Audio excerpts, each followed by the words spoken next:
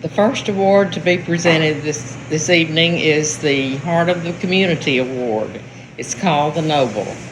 In 1994, a small group of people got together and created what is now known as the Williams House Museum. It was truly one of those build it and they will come moments in time. Today, the Williams House is a precious jewel created with the love of community. While cleaning, painting, preparing a place to hold our historical memorabilia, it soon became apparent that it would be a receptacle for our stories, the forgotten stories of DeKalb and its people. There were so many tall tales, trivial happenings, stories unique to our small town. A pattern began to emerge. One name and his positive deeds were shared, repeated, and to a certain population totally unknown for the contribution to the betterment of DeKalb.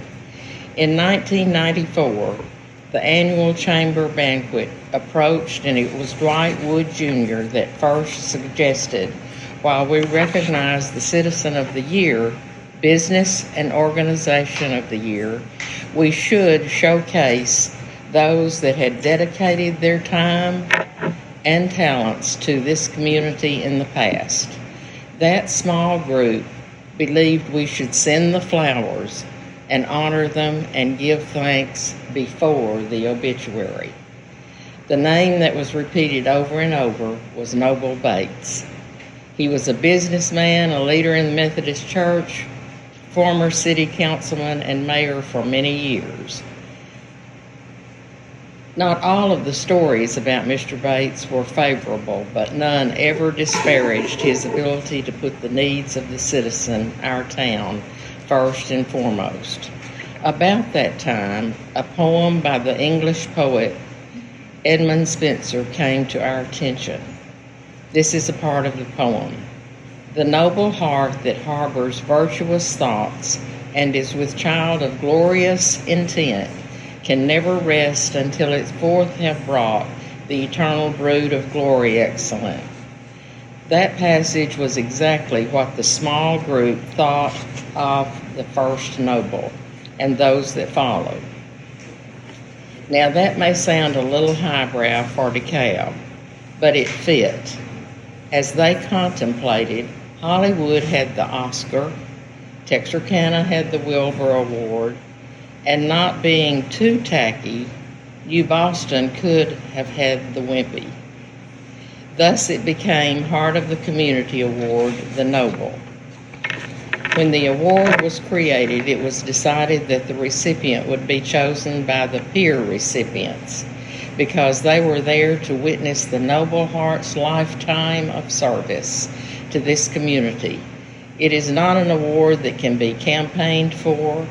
There have been many years that the selection of the noble heart and the sharing of their deeds has been difficult because of their very nature to boast, not to boast, did not bring about their accomplishments.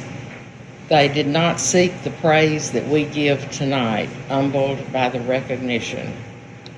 There were also those that left us before we could honor them as we should have.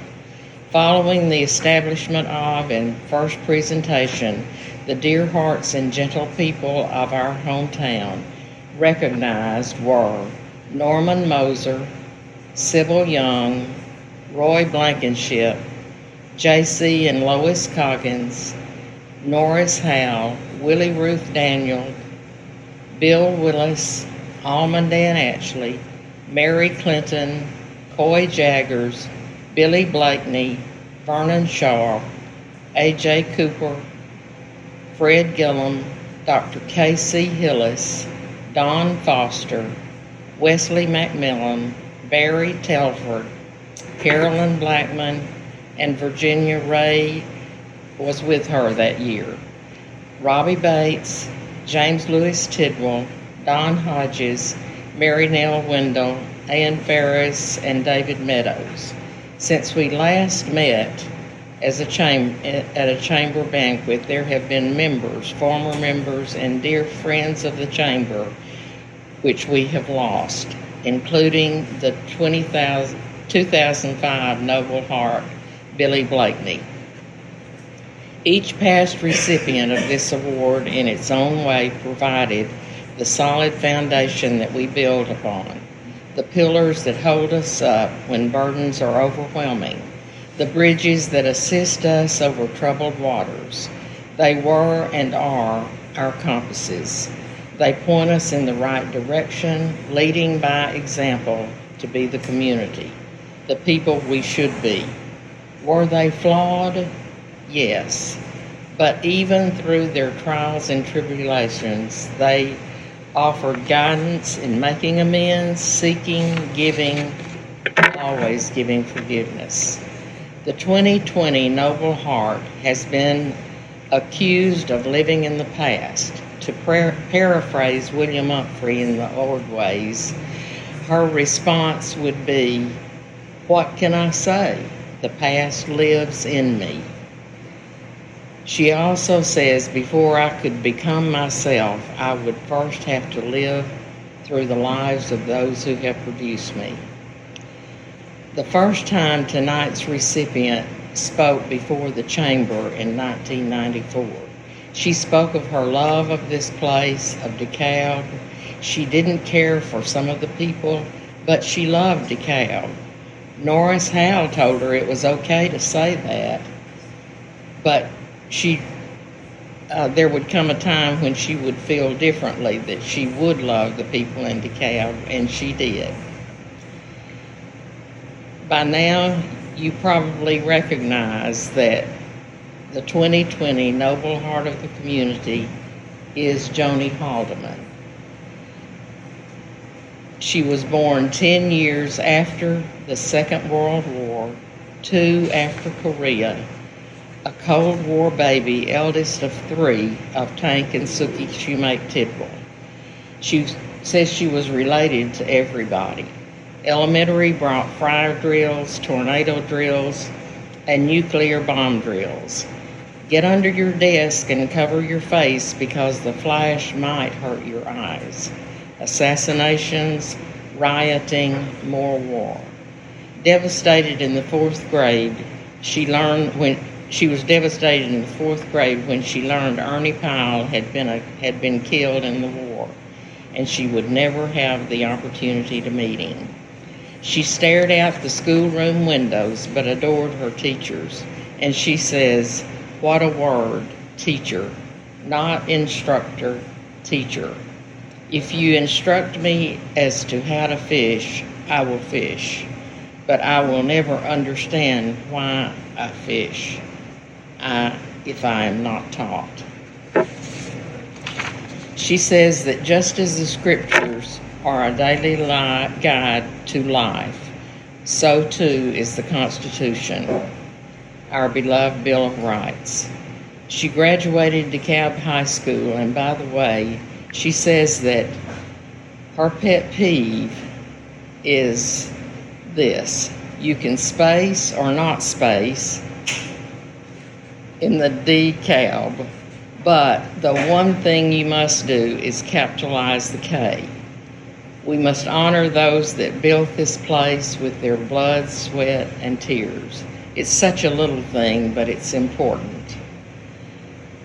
She married Charles Haldeman in 1976. He was a part of what they call the Rose Hill Hoodlum Gang.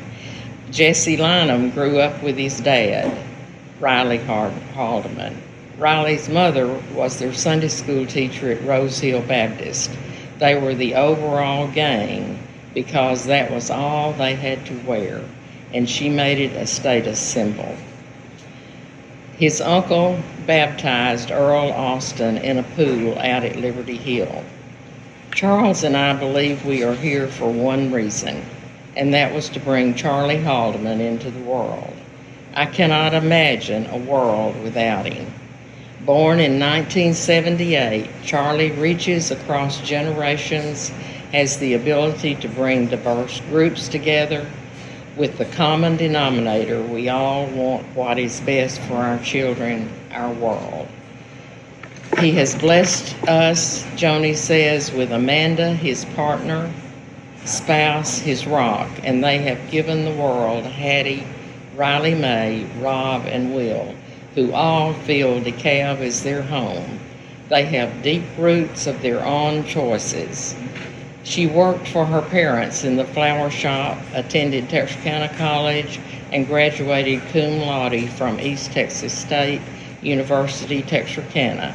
She said she would have done better, but if she had taken the classes over that she had withdrawn from in the 70s. Her degree is in secondary education, social sciences, broad field, history, government, economics, geometry, and sociology. She was a charter member of Phi Alpha Theta, also the university historians. She was one of those that bridged the past with the future by doing history today. DeKalb FFA named her honorary chapter farmer. She said she so wanted to learn to weld, but girls couldn't take ag at that point, and she was proud that her sister was able to be a part of FFA. There's 12 years difference in their ages.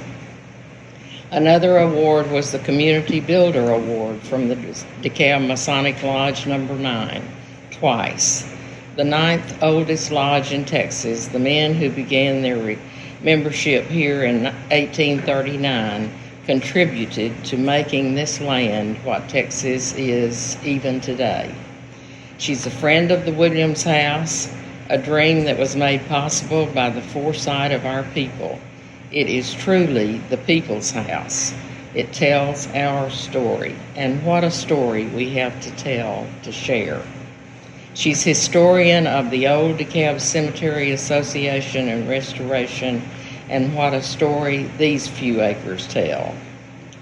A volunteer with the Oktoberfest committee, it breaks my heart, she says, that she will not be able to celebrate this year, and even if she could, she said she would not be able to do the things that she would want to do.